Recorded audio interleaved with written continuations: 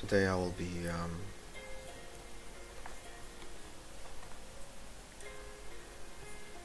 telling you a story, and the story is about everything, and hopefully it wouldn't take me forever to finish it.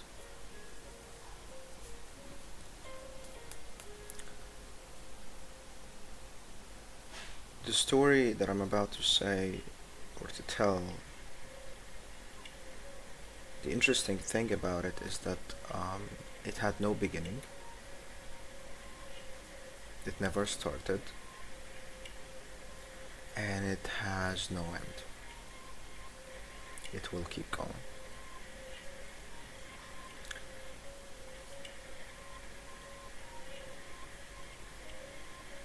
The story is about nothing and everything.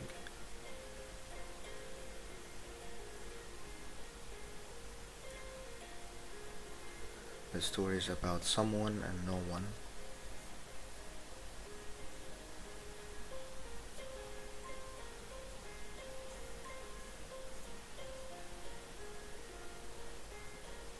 This kind of story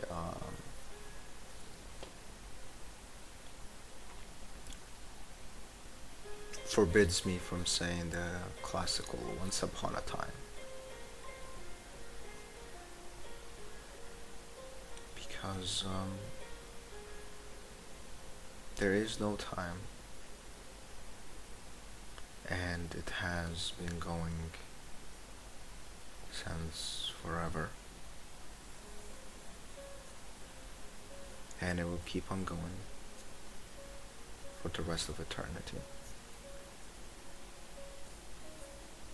Because the story is about someone, something that is limitless, infinite, selfless, alone, and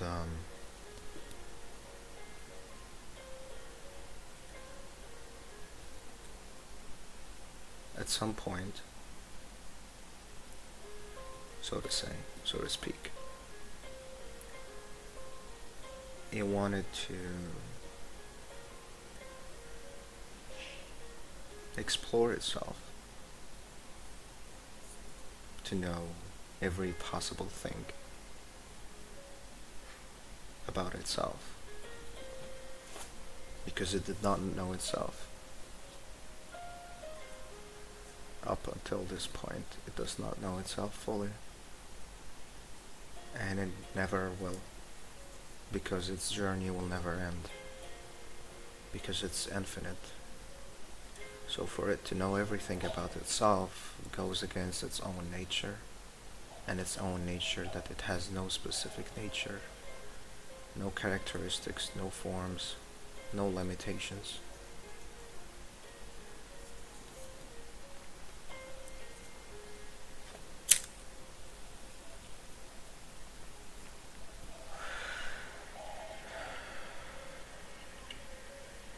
The story is about God,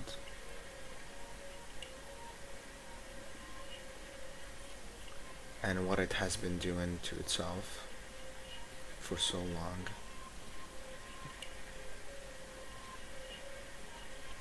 You see,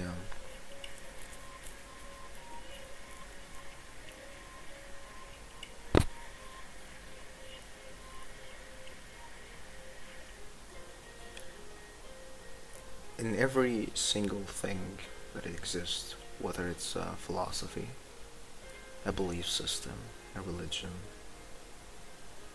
even those perspectives of the non-believers, in each one of those, there is truth about it. So when a Muslim, for example, believes that God has very specific nature and a specific image. There is truth in what they believe, because it can have an image, but it's not the entire truth, because it does not have a specific image, and it has all images. See, in Islam, we're taught that God, Allah, has 99 names, but that's because this is not the God that I'm talking about. The God that I'm talking about has all names, yet none of those names its real name, because it does not have a name in itself.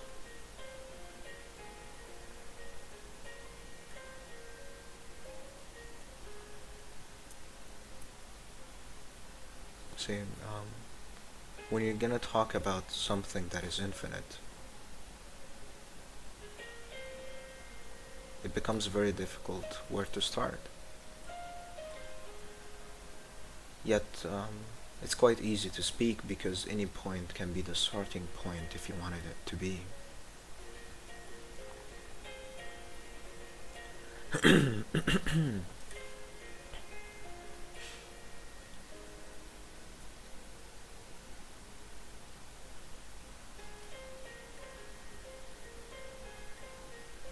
See, one of your questions was, what is consciousness? And consciousness is it's quite easy to answer, because it's what you're experiencing right now. This sense of me-ness. I am here, I exist. This is the conscious mind. This is the conscious experience. But things get really radical when you're about to talk about the subconscious, because the subconscious is not what most people believe it to be. The subconscious is not somewhere in the back of your mind, the back of your brain.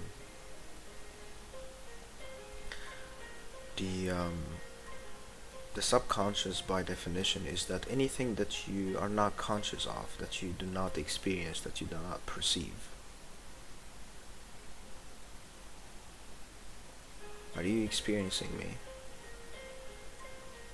Are you feeling what I'm feeling when I, for example, take a puff? Did you feel it on your lips? Did you feel it in your lungs?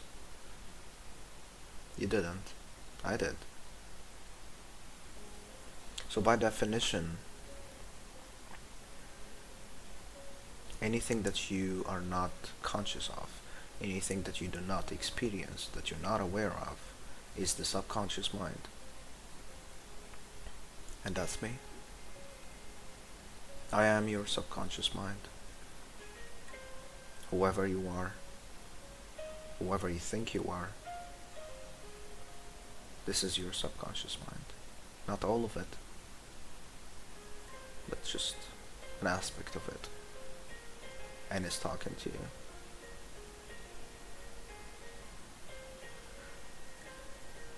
This cigarette is also your subconscious mind. And so is the screen that you're looking at. So is your room. And so is every single thing else.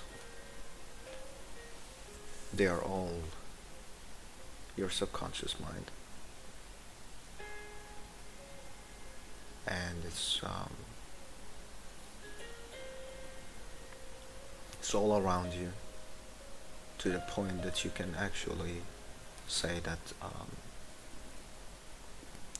when you leave your room to go, for example, to the bathroom, You are literally walking inside of your subconscious mind. But at the same time, this is when it feels a bit paradoxical. You are my subconscious mind, because I am also conscious. So then you are the conscious mind and the subconscious mind. The conscious mind to yourself and the subconscious mind to anything else, anyone else. And everyone else is conscious, but everyone else is the subconscious mind to you, the conscious mind. And then if you combine both perspectives, you would be left with one thing only, and it's called mind.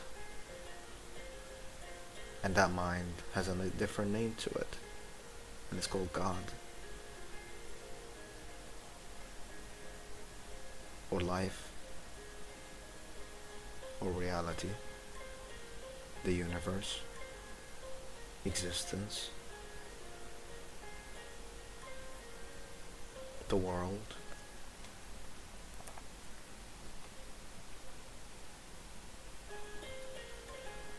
See, I'm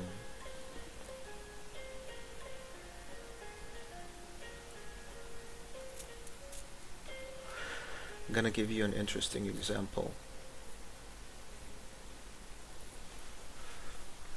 In the classical sense of the subconscious mind, you just hear people mention it through psychology mostly, that you are subconsciously doing this, that you are subconsciously feeling this way.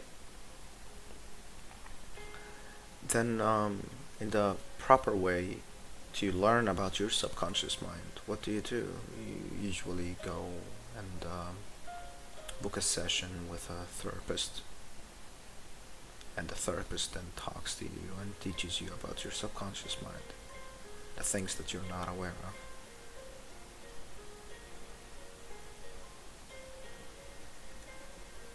Do you see it?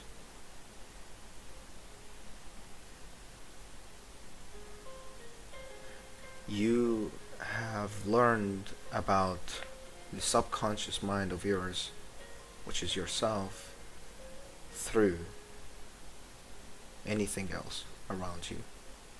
It teaches you about yourself. What's really happening is that your subconscious mind, which is taking a form of a psychologist, comes up to you to teach you about your subconscious mind. But what it really does is that it creases and it widens up and it opens up your conscious mind.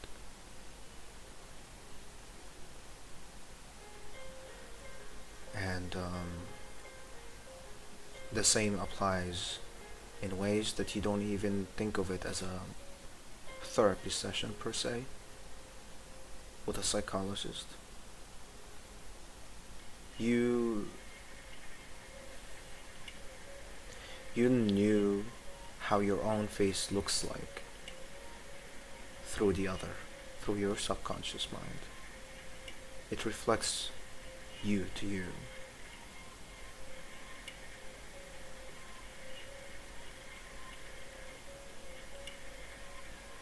Anything that you're not aware of, anything that you don't experience as yourself, as your conscious self, is your subconscious mind.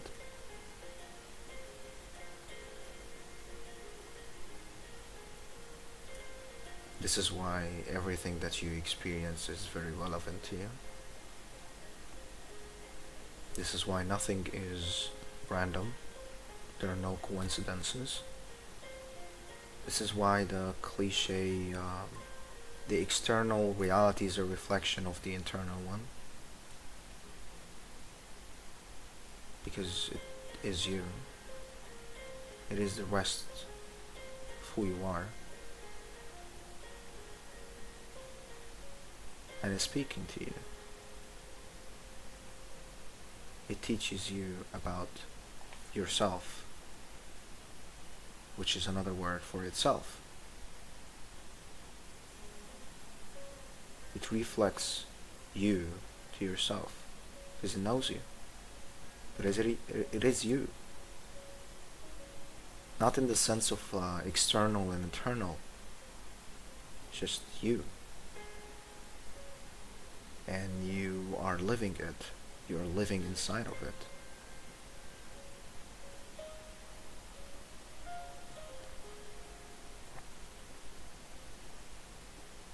You are living inside of life. You are living inside of the universe. You are living inside of God.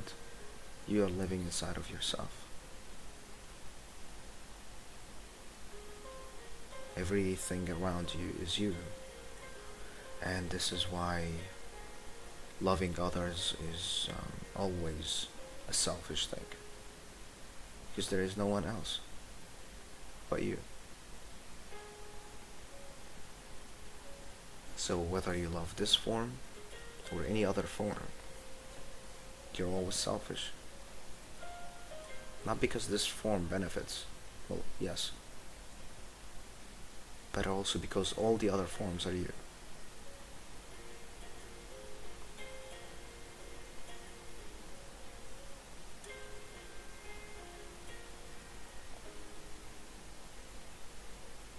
What is God?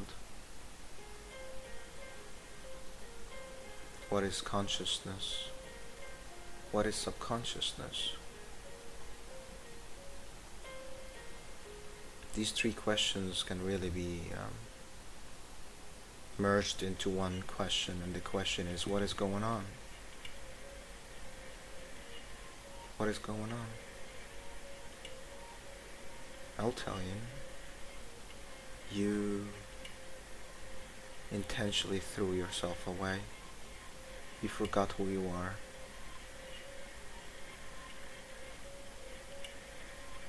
And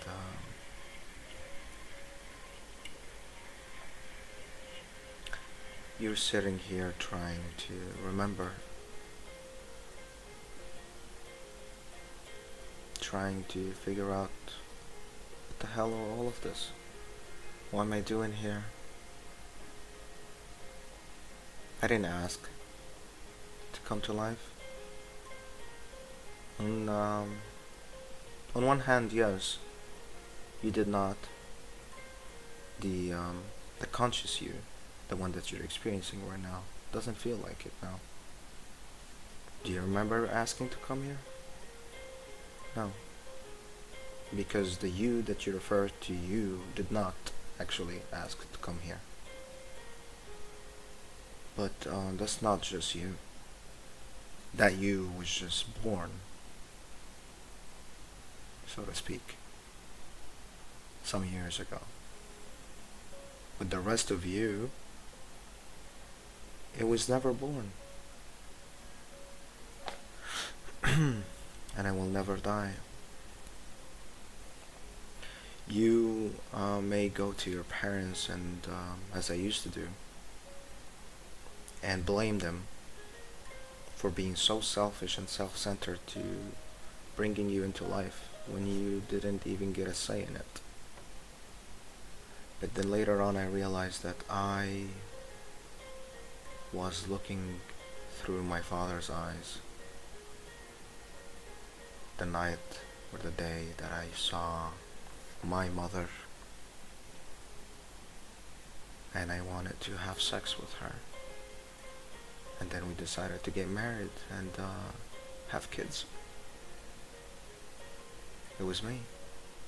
Not the me that you're looking at. Not the conscious me. The me that is also looking through your eyes is the same me that is looking through these eyes. And it was the same me that was looking through my father's eyes. So in a funny way, I, at some point, some 28 years ago, I fucked myself. I had sex with myself. And then I gave birth to myself. And I raised up myself. And in some good ways, in some bad ways, caused some trauma for myself in order for me to experience them and walk through healing from them later on as well.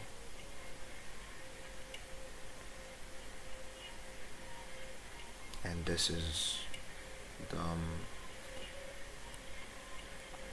the fifth question you asked. How does creation happen? Happens just like that. It's like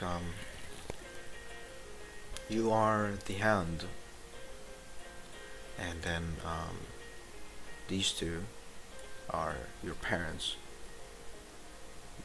which are also you. And then they fuck. And then they give birth to you and your siblings.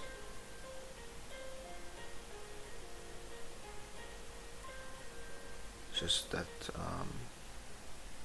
some few years later in your life, you be sitting there listening to you telling you how you create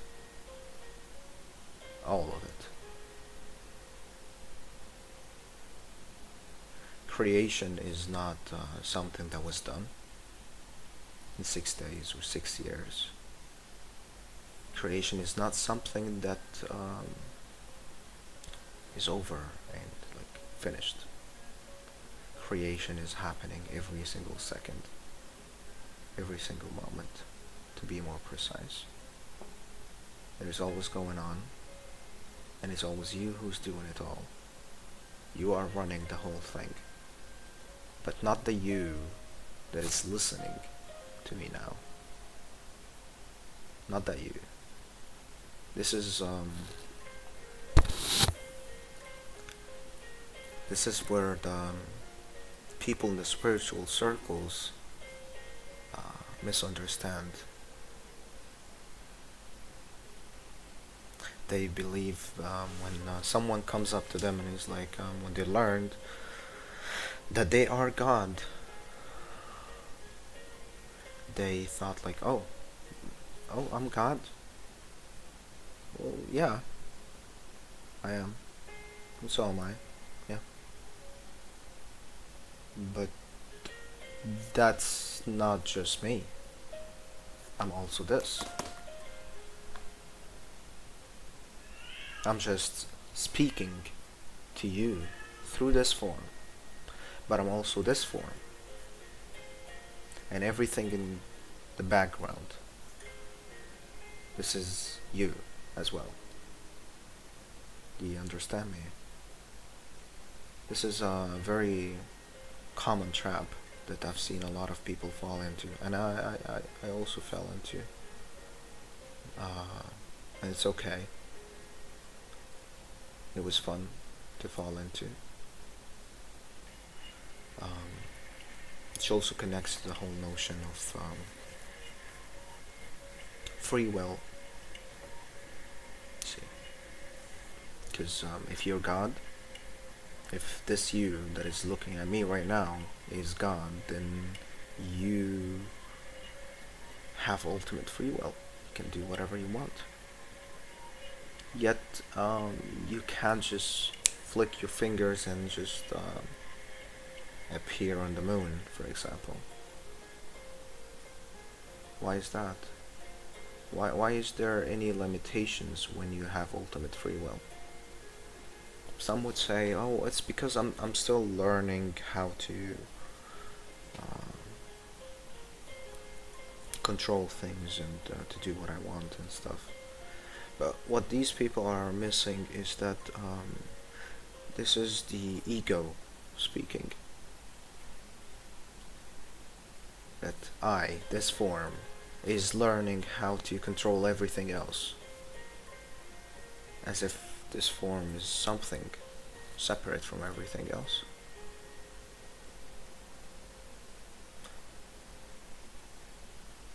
aside from analyzing the thought process of others, the answer is to, for example, the question, do I have free will?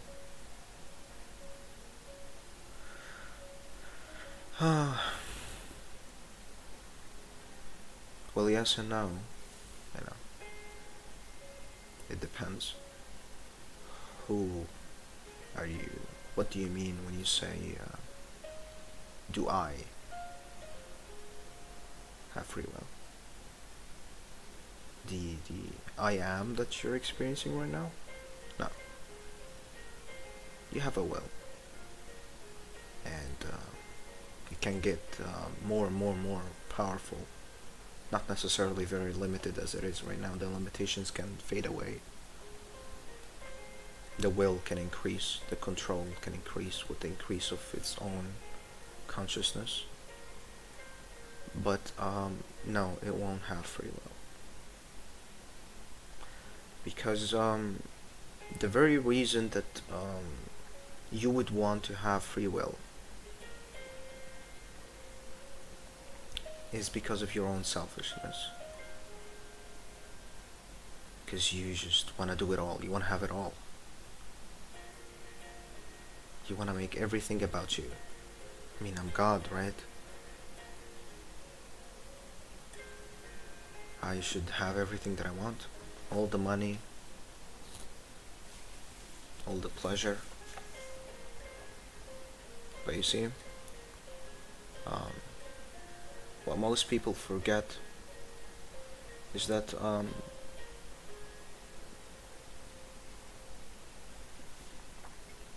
let's assume that what I'm about to drink, a cup of Nescafe, let's assume that this is food, right?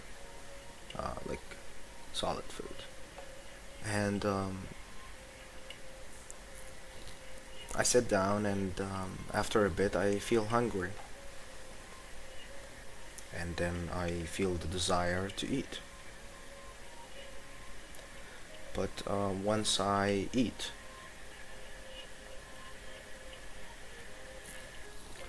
I may think, oh, I ate because I felt hungry and I wanted to fulfill my desires because I want to take care of my body because it's not nice to not have any food and I should have energy. And it's all I. See, there's a nice connection in the Arabic language between the I am and selfishness. And that selfishness in Arabic is called ananiya. Niya.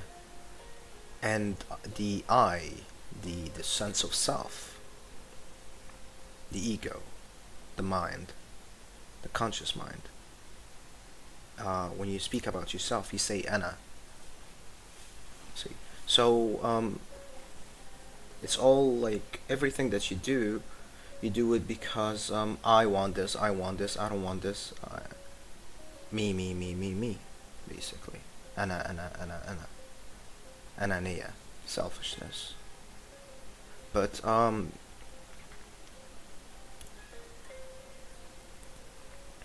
the truth is that you're not eating for yourself. You think you are. You think you're eating because, oh, I feel hungry and this is why I'm eating. It's really simple. No, it's not. You're not eating for yourself. You are a walking planet. The conscious you, the one that you label as a human being, the human being is a walking planet. It has so many creatures living inside of it. Creatures that are conscious, that are alive, that have good and bad days just like you do. And when you eat for them. And when they eat on the food that you ate, they eat for other creatures. That comes out, for example, in the form of poop. And the creatures that eat on the poop, they don't really eat from themselves. They eat so that they grow up and then other creatures feed on them. up until one point when it becomes a worm that is feeding on these creatures from your poop. And then a chick starts eating the worms, and it grows up and becomes a chicken. And then you, or some other human being, or some other creature feeds on the chicken, and it cycles. This is to say that that even though on some level it feels like I'm eating for myself, I'm taking care of myself, and there is truth in that. I'm not throwing this away, but in actuality, you are existing for everything else, and everything else is existing for you and everything else. You don't exist for yourself. And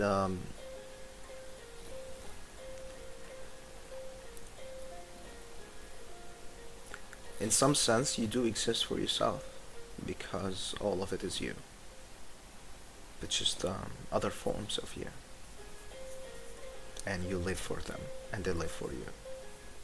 So in a general sense, you live for yourself. Yeah.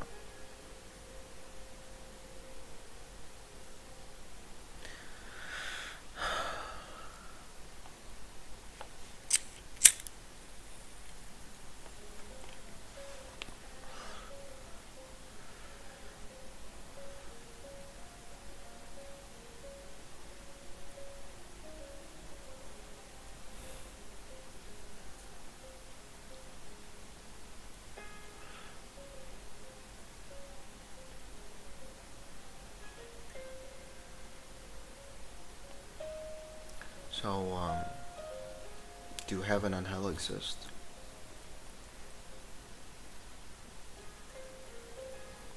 I don't know.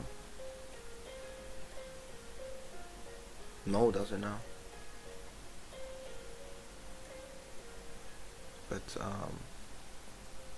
Mo also doesn't see why they cannot exist. The same applies to souls, creatures, and things beyond our imagination.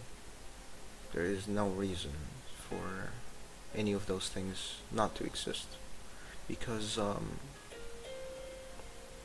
the very notion of non-existence, it exists within existence. In a way, this is also to say that there is no such thing as non-existence at all. There is just existence, and that can vary to degrees beyond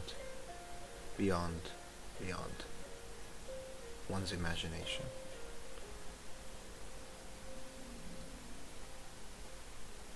You see, in the story of Adam and Eve, when Adam was told not to eat from the tree of knowledge, and then he ate, and then when God came in, calling out Adam and telling him like, didn't I tell you not to eat from the tree? And then Adam just passed the buck, and he said, oh, it was Eve. She kept on nagging me and convincing me to do it. And then when he went to Eve, and he was like, didn't I tell you not to eat from the tree?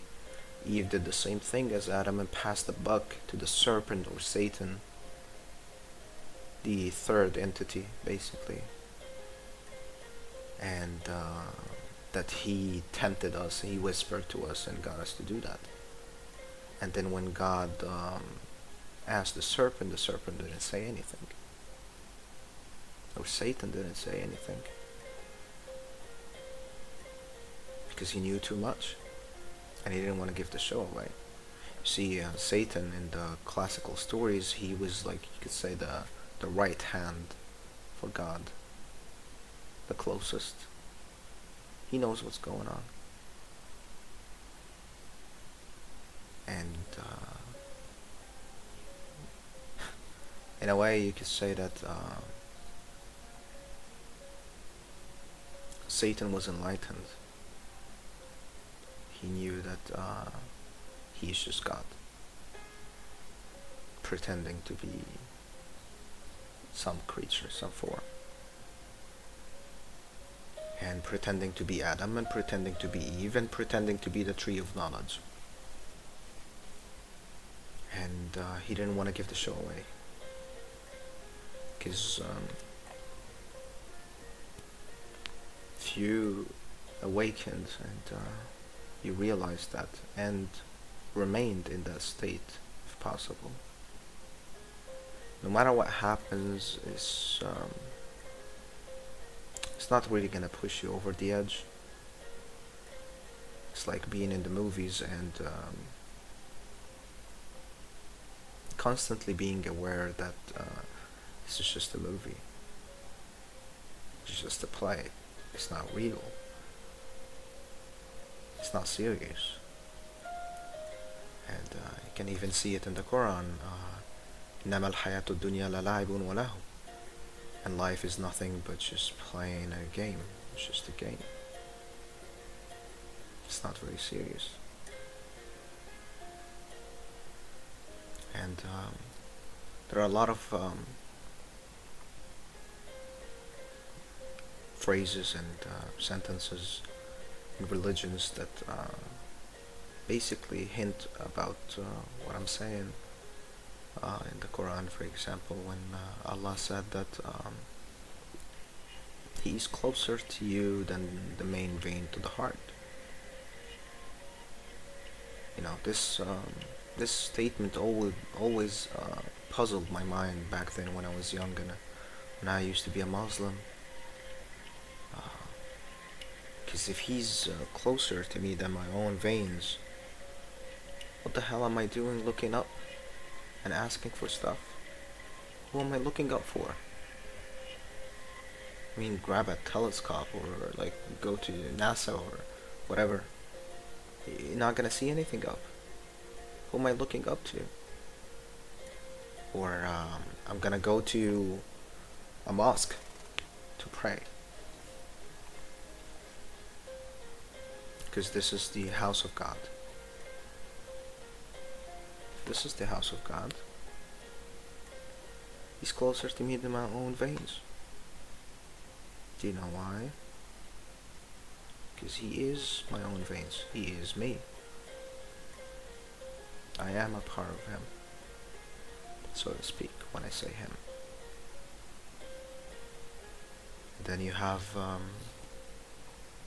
the notion of enlightenment in itself. It is mentioned in the Quran, وَقُلْ يَا نَفْسِي ارْجَعِي إِلَىٰ رَبِّكِ رَاضِيَةً مَرْضِيَّةً فَادْخُلِي فِي عِبَادِي وَادْخُلِي جَنَّتِي. And he's basically saying that, and for the soul, come back to your origin, and you get to experience heaven, nirvana, bliss, fearlessness. Because then you're gonna remember. And what you're gonna remember is also mentioned in the Quran, that Allah blew in you from His soul. Yet, when you're in a situation that is physically threatening to your life, you take it very seriously, thinking that you're actually gonna die. But if the soul came from Allah, and Allah or God is, from what we know, what we've been told, is immortal, was never born, will never die, then so is you. Not the body, you can't die. But you forgot who you are. And this is why the notion of enlightenment that was mentioned in the previous statement, when you return back to your origin, When you know yourself, when you answer these questions, which are basically one question, what am I? Or what is going on? When you realize this, that's it. Not that's it in the sense of like you're gonna start flying or the show is over. No, the show will keep going. You will just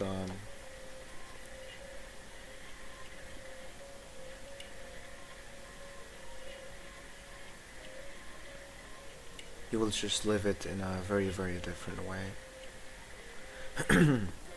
Some Zen master that I don't recall his name was asked at some point by a student of his, and the student was, Master, how does it feel like to be enlightened? He said it's just like everyday kind of life, except that you feel like about 2 inches above the ground. So it's the same stuff. You're gonna pay your bills. You're gonna drink water when you feel thirsty. You're gonna take a shit. You're gonna have sex. You're gonna read books. You're gonna think. You're gonna sleep. You're gonna breathe. You're gonna make videos. You're gonna watch videos. Nothing really changed.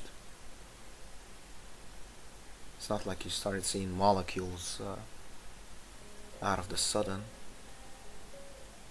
It's the same stuff.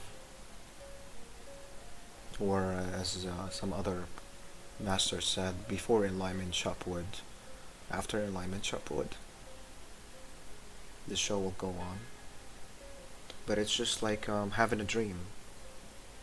And when you're dreaming the dream, you could experience it in 3 ways. The first one is that when you're so immersed into it that you're just dragged throughout the dream, believing it and very, very serious and on edge about it. And there is a different scenario where you're having a dream and then you just, for a moment, you just get suspicious and you're like,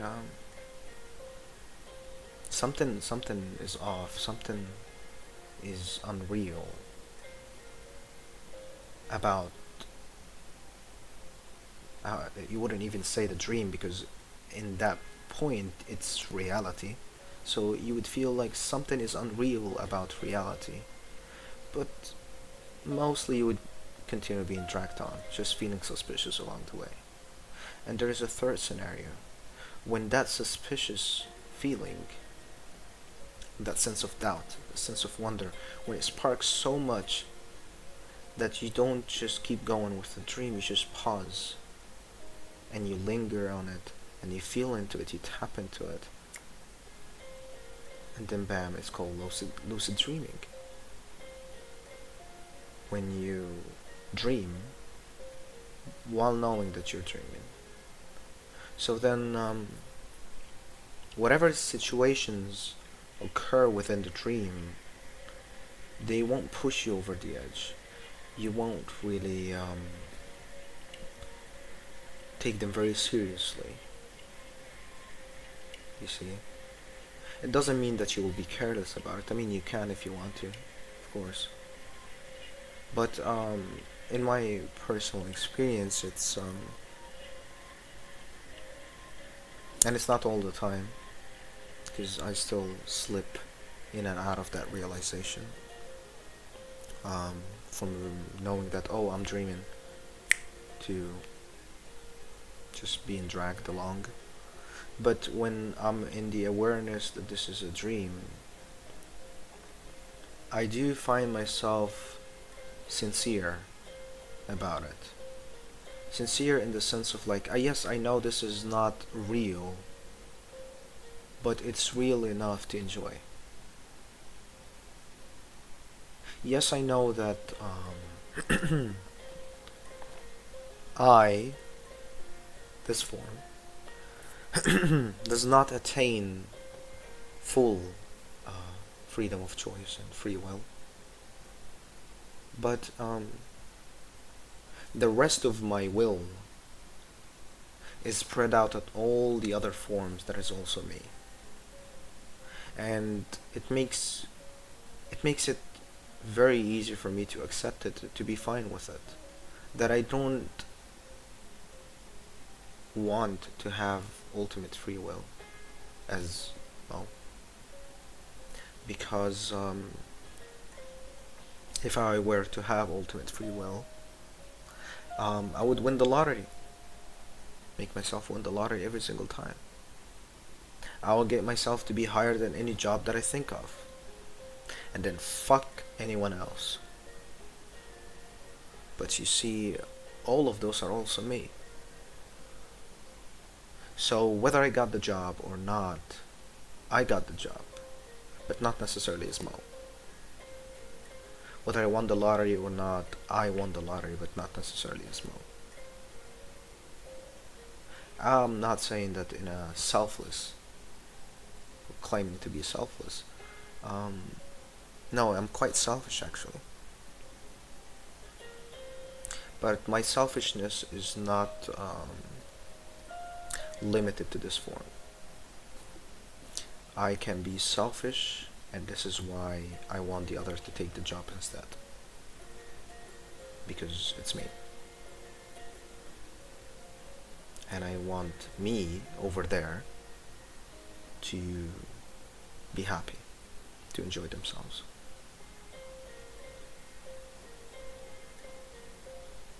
And